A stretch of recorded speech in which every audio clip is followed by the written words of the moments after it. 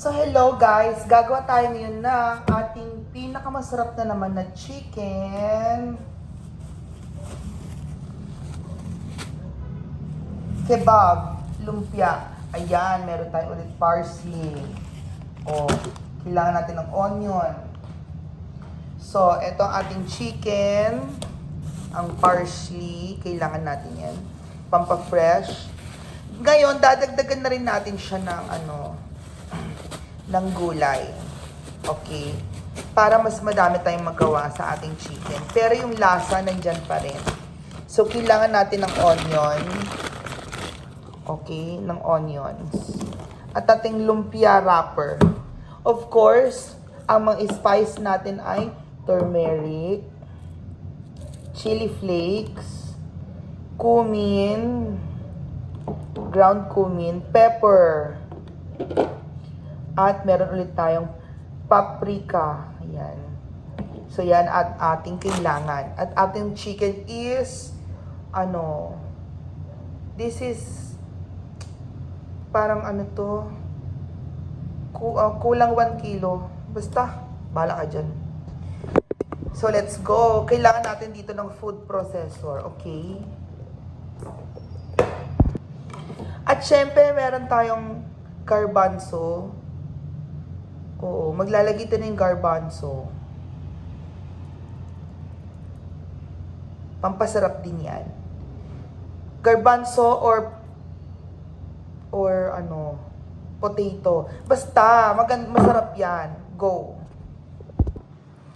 So yan, magsimula na tayo mga bebs.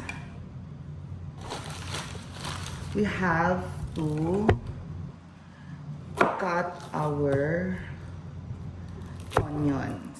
Okay.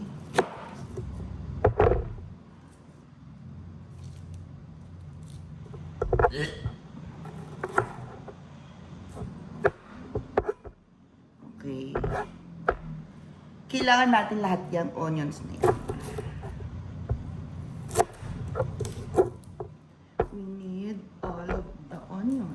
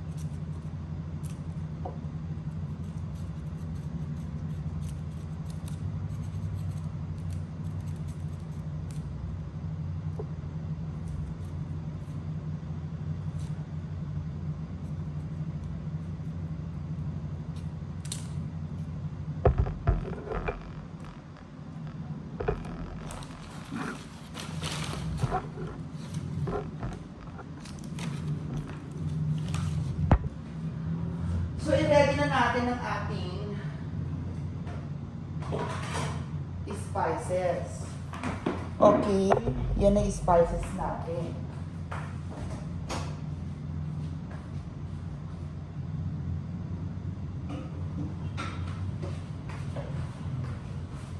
Siyempre, kailangan natin ng salt. Yan, salt sa gitna.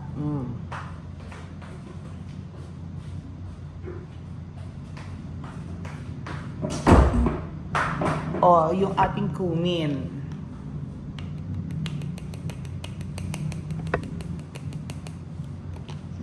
Kasi madami yan. O, ang ating chili flakes. O, kailangan yan. O, ating turmeric. O, ngayon meron tayong 5 spices. 5 spices. Kailangan masarap yan, no? Siyempre yung pepper.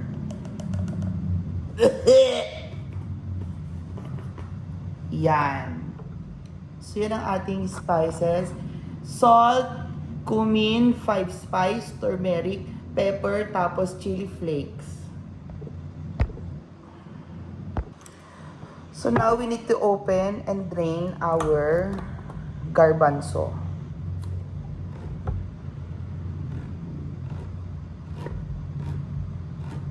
Kailangan yan para sa food processor. Ayan, na-drain na natin ang ating garbanzo. Okay? I-ready na natin ang ating food processor. Pero syempre, para mas fresh, ilagay na natin ang ating parsley. Okay. Parsley here, parsley there. Ready.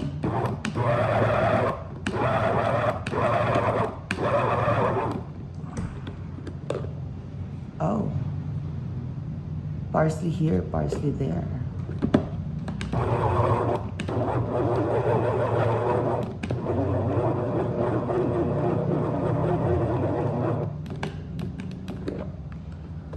Yan. Ayan. So, ngayon, na-food processor na natin lahat. Yan, o. Ihalo na natin ang ating... Ihalo na rin natin ang ating garbanzo. Diba? Ang saya-saya.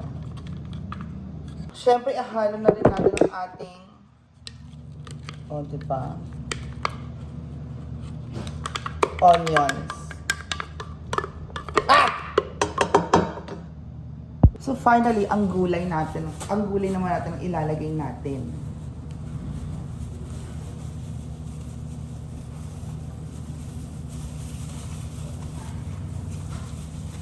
Kailangan marami yung gulay. Diba? Para ma-chop-chop natin yung lahat. Oo. Kailangan ma-chop-chop yung lahat.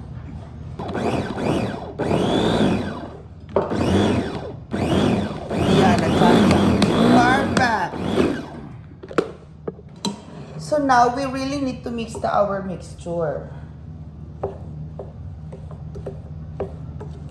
Like that. Our chicken, our gulay, everything is there. Actually, this is very healthy. And now it's time for our pagbabalot. And now it's time to cook our lumpia delicious.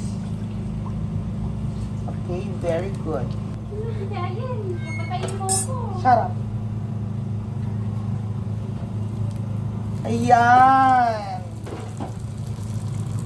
2, 3, 4, 5.